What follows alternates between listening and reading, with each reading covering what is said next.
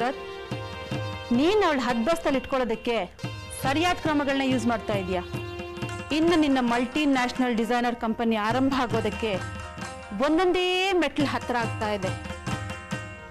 ಆದರೆ ಗಂಡ ಹೆಂಡತಿ ನಡುವಿನ ಸಹಜವಾದ ಬಾಂಧವ್ಯ ಇದರಿಂದ ಹಾಳಾಗ್ತಾ ಇದೆ ಅನ್ಸಲ್ವಾ? ಎಲ್ಲೋ ಒಂದ್ ಕಡೆ ನನ್ನ ಬಿಸ್ನೆಸ್ ಸ್ವಾರ್ಥಕ್ಕಾಗಿ ನನ್ನ ಪ್ರೀತಿನ ಹಾಳು ಮಾಡ್ಕೊಳ್ತಾ ಇದ್ದೇನೆ. ಇನ್ನೇನು ಉಳಿದಿದೆ ಅಂತ ನೀನು ಅವಳು ಪ್ರೀತಿ ಮಾಡ್ತೀಯಾ? ಸುಮ್ಮನೆ ನಾನು ಯಾಕೆ ನಿಮ್ಮ ಸಂಬಂಧಗಳನ್ನ ಮುರಿಲಿ? ಸಂಬಂಧಪಟ್ಟ ದಾಖಲೆಗಳು ನನ್ನ ಹತ್ರ ಇದೆ. ಇದನ್ನು ನೋಡಿ ಡಿಸೈಡ್ ಮಾಡು, ಅವನು ಪ್ರೀತಿ ಮಾಡ್ತೀಯೋ ಜಗಳ ಆಡ್ತೀಯೋ ಅಂತ.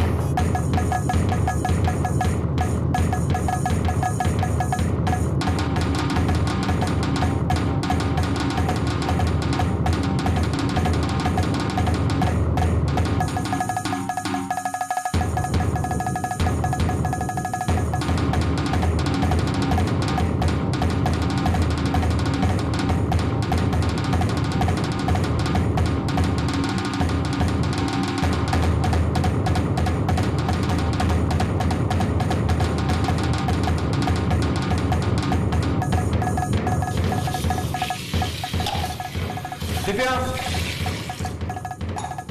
ಏನ್ರಿ ಯಾಕೆ ಹಾಕಿ ಹೋಗ್ತಾ ಇದ್ದೀರಾ? ಅದಕ್ಕೆ ರೂಮ್ ಪವರ್ ಸಿಸ್ಟಮ್ ಸರಿ ಹೋಯ್ತಲ್ಲ, ಮತ್ತೇನು? ಪವರ್ ಸಿಸ್ಟಮ್ ಸರಿ ಹೋಗಿರಬಹುದು, ಆದರೆ ನಮ್ಮಿಬ್ರು ಸಂಬಂಧಗಳ ಪವರ್ ಸ್ವಿಚ್ ಆಫ್ ಆಗಿದೆ. ಇದೇನಂತ ನೋಡು, ಏನಂತ ಹೇಳು.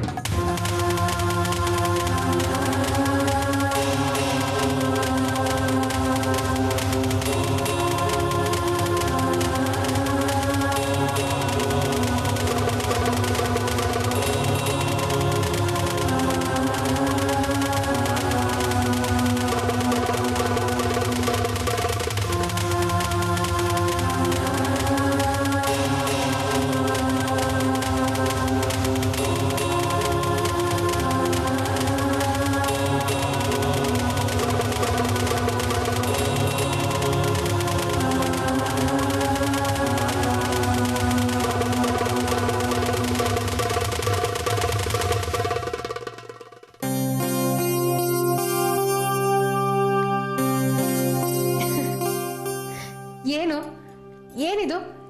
ಏನೂ ಅಲ್ಲ, ನೀವು ಅನ್ಕೊಂಡ ಹಾಗೆ ಕೆಟ್ಟದ್ದೇನು ನಡೆದಿಲ್ಲ. ಇದರ ಹಿನ್ನೆಲೆ ಏನು ಅಂತ ಹೇಳ್ತೀನಿ, ಕೇಳಿ. ದಿವ್ಯಾ, ನಾನು ಸ್ವಲ್ಪ ಕೋರ್ಟ್ ಕಡೆ ಹೋಗಿ ಬರ್ತೀನಿ. ಮನೆ ಕಡೆ ಜಾಗ್ರತೆ. ಆ ಎಲೆಕ್ಟ್ರಿಷಿಯನ್ ಬರ್ತಾನೆ, ಅವನಿಗೆಲ್ಲ ಸರಿಯಾಗಿ ತೋರಿಸಿ ರಿಪೇರಿ ಮಾಡಿಸು. ಆಯ್ತು ಮಾವ. ಆ ರಾಕ್ಷಸಿ ಕೂಗ್ ಸಾಯ್ತಾಳೆ.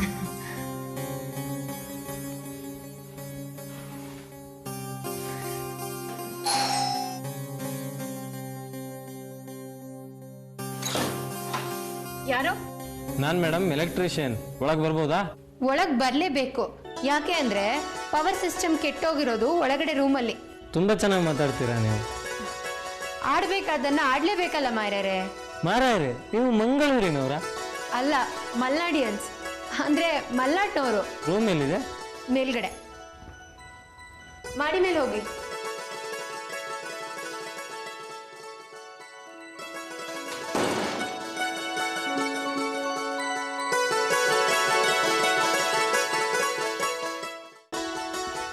ಬನ್ನಿ. ಮೇಡಮ್, ಒಂದು ವಿಷಯ ಗೊತ್ತಾ ನಿಮಗೆ? ನಾನು ಕೂಡ ಮಲೆನಾಡವನು. ಸಾಗರದ ಹತ್ರ ಸಂಪ ಅಂತಿದೆಯಲ್ಲ, ಅಲ್ಲೇ ನಮ್ಮನೆ. ಹೌದಾ? ತುಂಬಾ ಖುಷಿ ಆಯ್ತು ರೀ. ಬೆಂಗಳೂರಿನಲ್ಲಿ ನಮ್ಮವ್ರನ್ನ ಯಾರಾದ್ರೂ ನೋಡಿದ್ರೆ ತುಂಬಾ ಸಂತೋಷ ಆಗುತ್ತೆ. ನಿಜವಾದ ಮಾತು ಹೇಳಿದ್ರಿ. ಕಾಫಿ ತುಂಬ ಚೆನ್ನಾಗಿತ್ತು. ಮಲೆನಾಡಿನ ಕೈ ಕಾಫಿ ಸೂಪರ್ ಫ್ಲವರ್. ಕಾಂಪ್ಲಿಮೆಂಟ್ಸ್ಗೆ ಥ್ಯಾಂಕ್ಸ್ ಅಂತ ನಾನು ಹೇಳಲ್ಲ, ಹಾಂ, ಹೊಗಳಿಕೆಗೆ ಧನ್ಯವಾದಗಳು ಅಂತ ಹೇಳ್ತೀನಿ. ಓಹ್ ಹಾಗೆ. ನಾನೇನು ಬರ್ತೀನಿ ಮೇಡಮ್. ಪವರ್ ಸಪ್ಲೈ ಸರಿ ಹೋಗಿದೆ. ಫ್ರೀ ಇದ್ದಾಗ ಬಂದು ಹೋಗಿ. ಬೈ ಆಲ್ ಮೀನ್ಸ್ ಅನ್ನಲ್ಲ, ಖಂಡಿತ ಅಂತೀನಿ. ಬಾಣಕ್ಕೆ ತಿರುಗಿ ಬಾಣ ಕೊಡೋದ್ರಲ್ಲಿ ಮಲ್ನಾಡ್ನವರು ಸಿದ್ಧಾಸ್ತ್ರು ಅಲ್ವಾ? ಬರ್ತೀನಿ.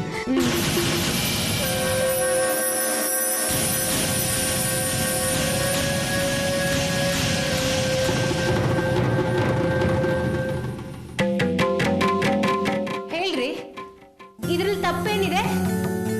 ಊರ್ ಕಡೆಯವ್ರು ಸಿಕ್ಕಿದ ಸಂತೋಷದಲ್ಲಿ ಮಾತಾಡಿದ್ದು ತಪ್ಪಾ? ಅದೇ ನಡತೆ ಗೆಟ್ಟೋ ಥರ ನಗೋದು, ಅದು ಅಪರಿಚಿತ ವ್ಯಕ್ತಿ ಜೊತೆಗೆ.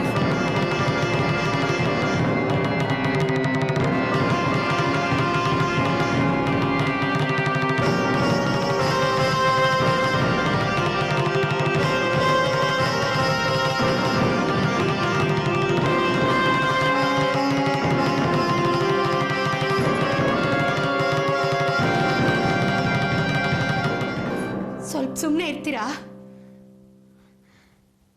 ಹಾಗೆ ಮಾತಾಡುವಾಗ ನನ್ನ ಮನಸ್ಸು ಶುದ್ಧವಾಗಿತ್ತು, ಆತ್ಮಸಾಕ್ಷಿ ಪರಿಶುದ್ಧವಾಗಿತ್ತು. ನನ್ನ ಮಟ್ಟಿಗೆ ನಾನು ಸರಿ ಇದ್ರೆ ಸಾಕು. ಅಂದ್ರೆ ನಿಂದು ಮಂಡುವಾದಾನ? ಆ ಮನೆಗೆ ಬರೋ ಕೆಲ್ಸಗಾರ ಹತ್ರ ಹಲ್ಕಿರೋದ್ ಮಾತನಾಡೋ ನೀನು ಅದೇ ಸಂಸ್ಕಾರ ಪಡೆದಿದ್ಯೋ? ನೋಡಿ, ನಮ್ಮ ಸಂಸ್ಕಾರದ ಬಗ್ಗೆ ಮಾತಾಡಬೇಡಿ ನೀವು. ನಮ್ಮ ಅಪ್ಪನ ಯೋಗ್ಯತೆ ಏನು ಅನ್ನೋದನ್ನ ತಿಳ್ಕೊಂಡು ಮಾತಾಡಿ. ನಮ್ಮನ್ನ ನಡತೆಗೆಟ್ಟವ್ರ ಥರ ಬೆಳೆಸಿಲ್ಲ ರೀ ಅವರು.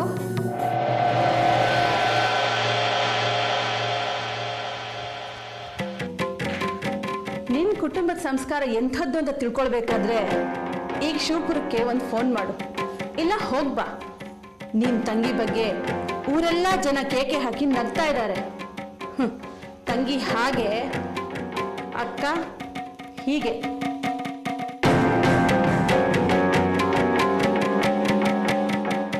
ಸರಿ, ಹಿರಿತಲೆಗಳಾದರೂ ಸರಿ ಇದೆಯಾ ಅಂತ ಯೋಚನೆ ಮಾಡಿದ್ರೆ ಸದಾಶಿವಯ್ಯನೋ ಹೇಳೋದು ಶಾಸ್ತ್ರ, ಹಾಕೋದು ಗಾಣ.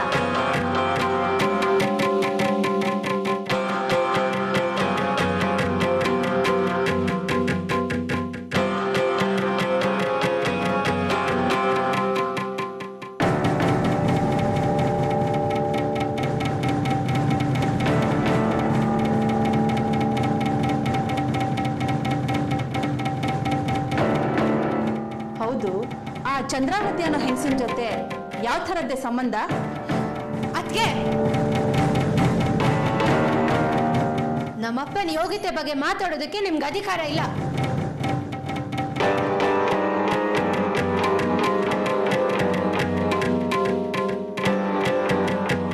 ತಾಕತ್ತಿದ್ರೆ ಇಲ್ಲಿಂದ ಜಾಗ ಖಾಲಿ ಮಾಡಿ.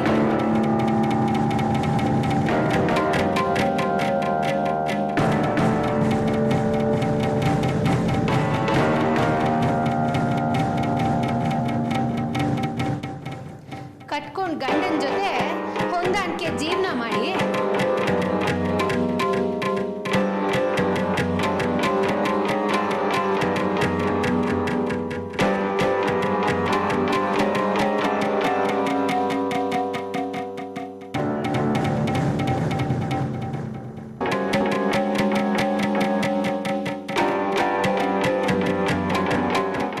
ಆಮೇಲೆ ತವ್ರ ಮನೆಗೆ ಬಂದು ಮಾತಾಡಿ, ಆಗ ನಿಮ್ ಮಾತಿಗೆ ಬೆಲೆ ಕೊಡ್ತೀನಿ.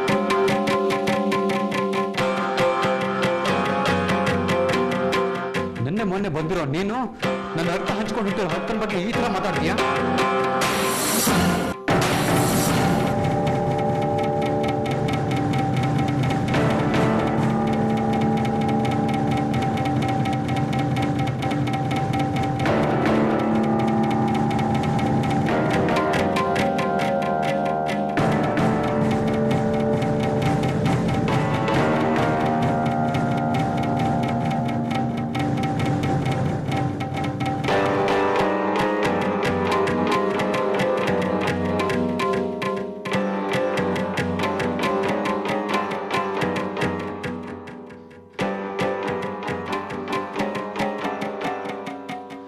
ನೀನಾಗಿ ಬೇಜಾರು ಮಾಡ್ಕೋತೀಯ ಅಕ್ಕ? ಅವಳು ಹಾಗೆ ಅಂತಿರ್ತಾಳೆ. ಬಾ.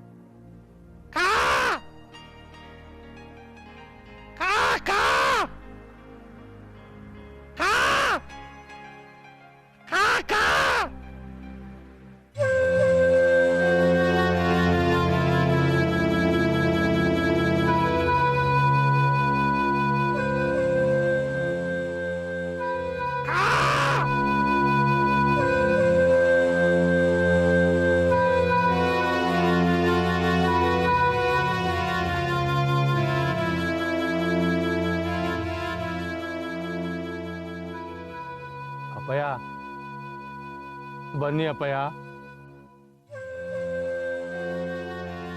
ಆಶೀರ್ವಾದ ಮಾಡಿ ಅಪ್ಪಯ್ಯ. ಬೇಜಾರು ಮಾಡ್ಕೋಬೇಡಿ. ಮುಂದಿನ ವೈದಿಕದೊಳಗಡೆ ಸದಾಶಿವಯ್ಯನ ಮನೆನ ಸರ್ವನಾಶ ಮಾಡಿ ನಿಮ್ಮ ಆತ್ಮಕ್ಕೆ ಶಾಂತಿ ಕೊಡ್ತೀನಿ ಅಂತ ಹೇಳಿದ್ದೆ, ಆಗ್ಲಿಲ್ಲ.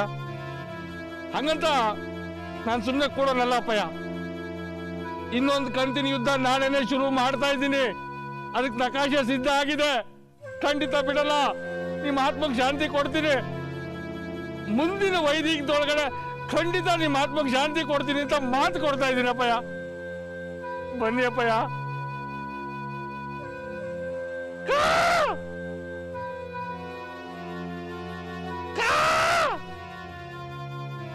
ಗುರುವೆ ಏ, ವರ್ಷಕ್ಕೊಂದ್ಸಲ ಅಪ್ಪನ ಹತ್ರ ನೆಮ್ಮದಿಯಾಗಿ ಮಾತಾಡಕ್ಕೂ ಬಿಡಲ್ವಲ್ಲ, ಏನ? ಯಾವ್ದ್ರೊಂದು ಒಳ್ಳೆ ಸುದ್ದಿ ತಂದಿದ್ದೀವಿ. ಒಳ್ಳೆ ಸುದ್ದಿನ? ಹೋ, ಬೇಗ ಹೇಳು. ಅಪ್ಪನ ಸಂಪರ್ಕ ಸಿಕ್ಕರೆ ಅವ್ರಿಗೂ ಹೇಳ್ಬಿಡ್ತೀನಿ. ಪೊಲೀಸ್ನವ್ರ ಹತ್ರ ನಿಮ್ ಸುದ್ದಿ ಯಾರು ಹೇಳಿದೆ ಅಂತ ನಮಗೆ ಈಗ ಗೊತ್ತಾಯ್ತು. ಒಳ್ಳೆ ಸುದ್ದಿನೇ. ಯಾರೋ ಆ ಖದೀಮ್ರು? ಹೊಸ್ದಾಗಿ ಬೇರೆ ಯಾರು ಅಲ್ಲ, ಸದಾಶಿವನ ಮಗಳು ಕಾವ್ಯ. ಕಾವ್ಯ ಕಾವ್ಯ ಕಾವ್ಯ, ನಿನ್ನ ನೆತ್ತಿ ಮೇಲೆ ರಣಹದ್ದು ಹಾರಾಡ್ತಾ ಇದೆ. ನಿನ್ನ ನೆತ್ತಿ ಮೇಲೆ ಕೂತು ಕುಕ್ಕಿ ಮೆದುಳನ್ನು ತಿನ್ನೋದು ಒಂದೇ ಬಾಕಿ ಉಳಿದಿರೋದು. ಆಗತ್ತೆ.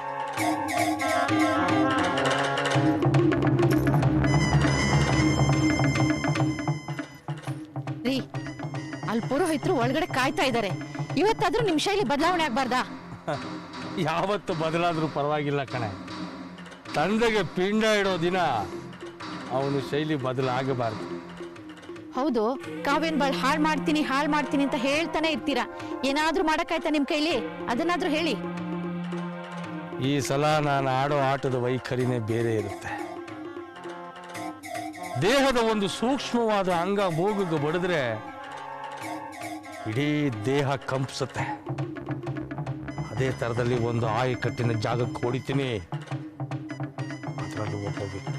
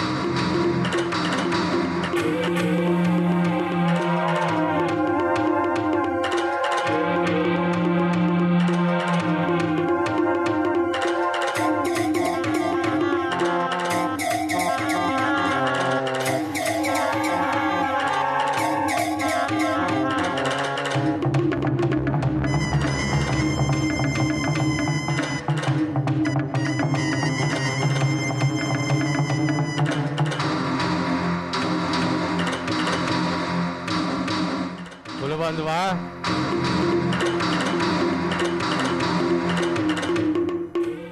ಏನಯ್ಯ ಇದು? ಚಪ್ಪೆ ಸೋಡಾ ಕುಡ್ದಿರೋರ್ ತರ ಆಗ್ಬಿಟ್ಟಿದೆಯಲ್ಲೋ ನಿನ್ನ ಮುಖ.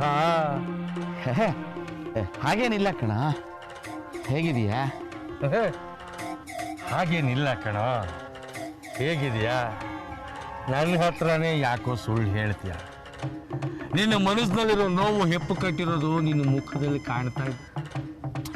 ಕಾವ್ಯ ಕಿರಣದ ಬಗ್ಗೆ ಜನ ಮಾತಾಡ್ಕೋತಿದಾರಲ್ಲ, ಅದ್ರ ಬಗ್ಗೆ ಯೋಚನೆ ಮಾಡ್ತಿದ್ಯಾ? ಜನಗಳ ಆಡೋ ಮಾತಿಗೆ ಲಂಗು ಲಗಾಮ್ ಇರಲ್ವೋ?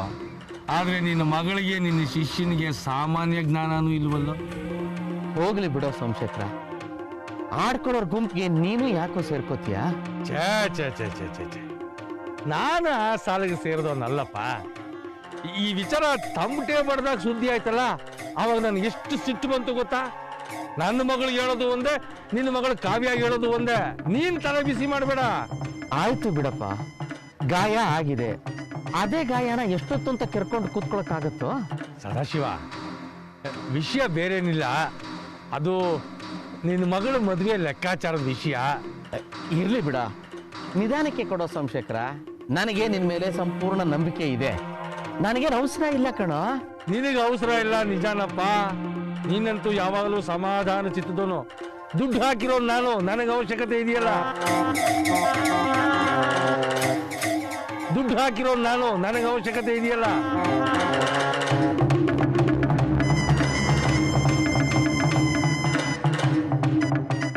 ನಿನಗೆ ಅವಸರ ಇಲ್ಲ ನಿಜಾನಪ್ಪ. ನೀನಂತೂ ಯಾವಾಗಲೂ ಸಮಾಧಾನ ಚಿತ್ತದೋನು. ದುಡ್ಡು ಹಾಕಿರೋ ನಾನು, ನನಗೆ ಅವಶ್ಯಕತೆ ಇದೆಯಲ್ಲ.